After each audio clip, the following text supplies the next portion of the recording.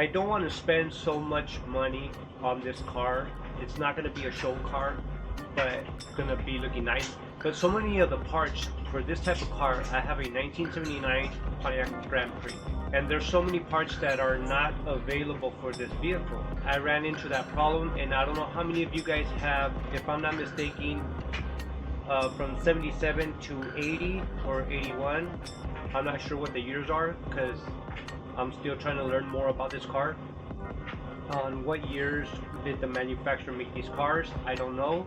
But you could also find me in G-Body forums under Dulce79. I've been trying to refurbish screws, nuts, and bolts and try to clean them up.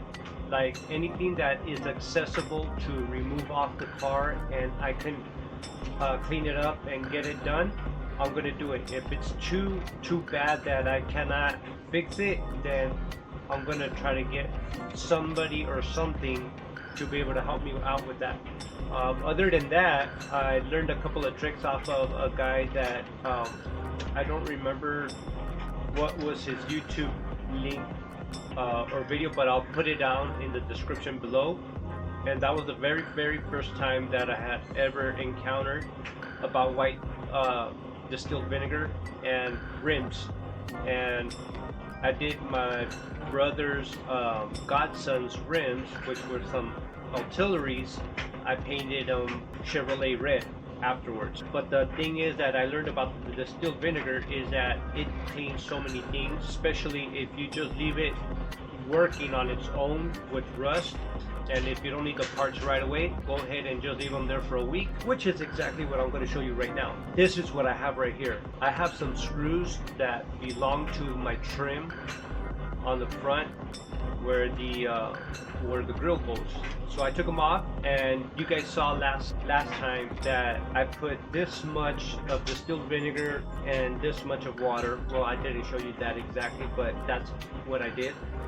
And now you can see that it's foamed up. It has removed all the rust, so now it's ready to be cleaned out with either running water and a wired brush, or if you want to use a pressure washer, but putting it on something where you can go ahead and put all of them together and spray them off. Other than that, I'll make a video about how I'm going to be cleaning this, so if you want to see that video, please give it a thumbs up on this video, subscribe, share, and follow my build on. I'm going to have a playlist on my 1979 Pontiac Grand Prix build Lowrider, which is what I'm going to be doing. So yeah, again, give it a thumbs up, share, like, subscribe. Do you have any comments? Do you have any suggestions? Anything that you guys can please help me with.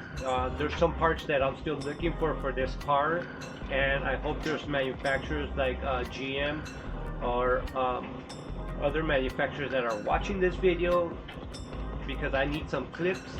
There's many other people with Pontiac Grand Prix that are looking for parts as well, so please let me know. And again, I am not sponsored by anybody, by any company, by any means. So let's go ahead and do this, all right? Well, first and foremost, thank you for watching this video. I really appreciate it. We were talking about the screws and bolts when you have a car and you're taking them. And I know that maybe you want some brand new ones and whatnot. If you want to get these screws and get them cleaned up and you can't find them, it's better to do what I mentioned in the video before. So we're gonna dump this over here.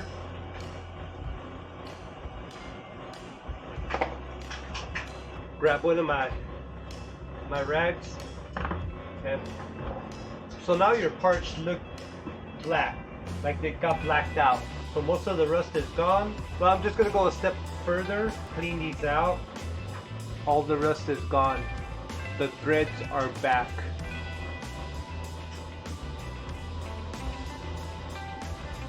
I have either a hand brush or a Dremel. I have a Dremel 4000 with a wire wheel that I got at Lowe's. So we're gonna go ahead and connect it. I have it about 20, in between 25 and 30.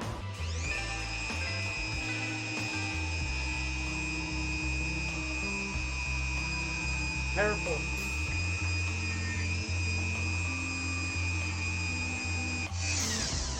Alright, you guys want to see the final product? Here it is.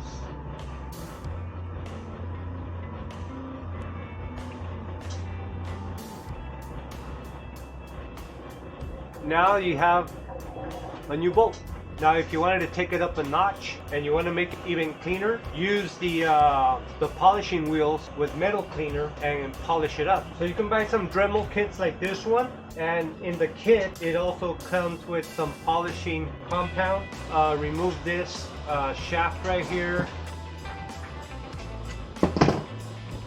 and then remove it. Add this one in its place.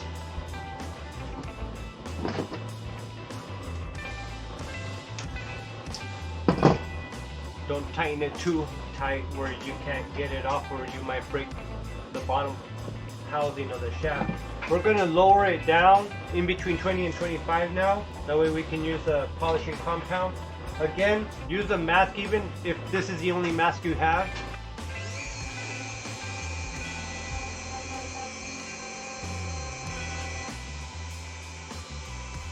Alright, so here it is, final result.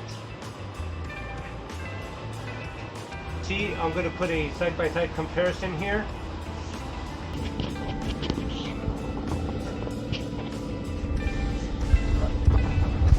And there it is.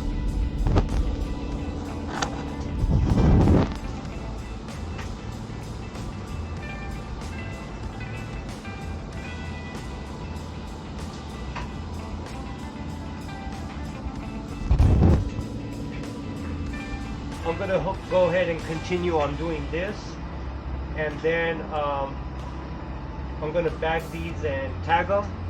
If you can't find the parts, I still suggest that you hold on to those parts as you bag them and tag them. If you have a bunch of jars, make sure you label the jars.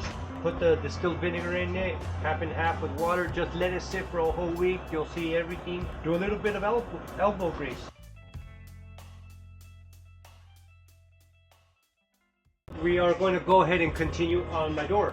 I already had used the angle grinder with the wheel brush, brushed it all off, and then I used a 80 grit sandpaper, and then I used 1000 sandpaper, and then I went back and I used the red scuffing pad to knock down all the high spots and everything. So right now, none of these little areas that you see with pieces of paint are sticking up. They're all smooth and flat.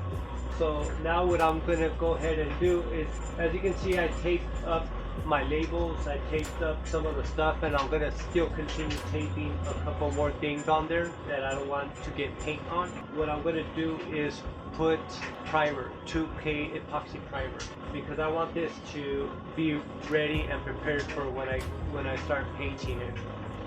So let's go ahead and do that.